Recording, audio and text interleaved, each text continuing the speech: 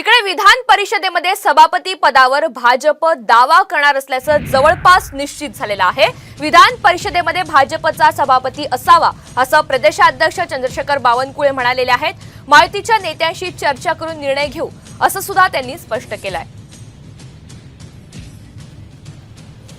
विधान परिषदेमध्ये नक्कीच भारतीय जनता पार्टीचा सभापती असावा, पण सर्वच महायुतीच्या घटक पक्षांशी याकरता बोलावं लागेल। माननीय मुख्यमंत्री अजित पवार जी आहेत, आमचे 11 पक्ष आहे, सर्वांशी बसून निर्णय करू।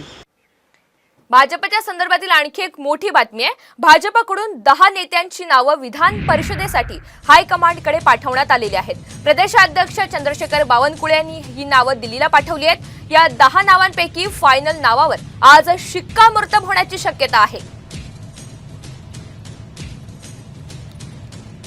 भाजपकडून 10 नेत्यांची नावं आता विधान परिषदेसाठी हायकमांडकडे पाठवण्यात आली आणि आजच यावर आता निर्णय होण्याची दाट शक्यता आहे। प्रदेशाध्यक्ष चंद्रशेखर बावनकुळे यांनी ही नावं दिलेली आहेत आणि या 10 नावांपैकी फायनल नावांवर आज शिक्कामोर्तब होण्याची शक्यता वर्तवली जाते। त्यामुळे कुणाच्या नावावर अखेर शिक्कामोर्तब होणार याकडे सगळ्यांचं लक्ष लागलेलं आहे। विधान परिषदेसाठी 10 नावं हायकमांडकडे पाठवण्यात आली आहेत आणि आता कुणाच्या नावावर आता शिक्कामोर्तब होणार हे आजच स्पष्ट होण्याची शक्यता आहे।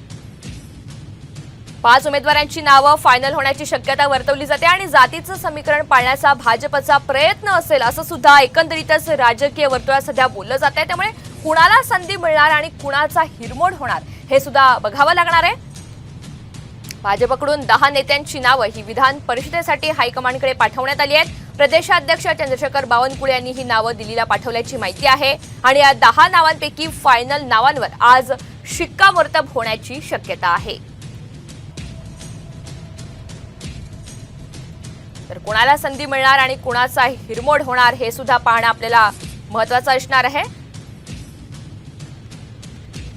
नेमकी कुणाची नावं समोर आली आहेत बघतोय आपण। पंकजा मुंडे बीडमधून, अमित गोरखे पिंपरी चिंचवड, भंडारामधनं परिणय फुके यांचं सुद्धा या नाव यादीमध्ये आहे। सुधाकर कोहळे, योगेश टिळेकर आणि निलय नाईक यांचं सुद्धा नाव या यादीमध्ये आहे। हर्षवर्धन पाटील, रावसाहेब दानवे, चित्रा वाघ, माधवी नाईक यांच्या नावांचा सुद्धा या यादीमध्ये समावेश आहे। त्यामुळे कुणाच्या नावावर आता शिक्कामोर्तब होणार हे पाहणं महत्त्वाचं असेल।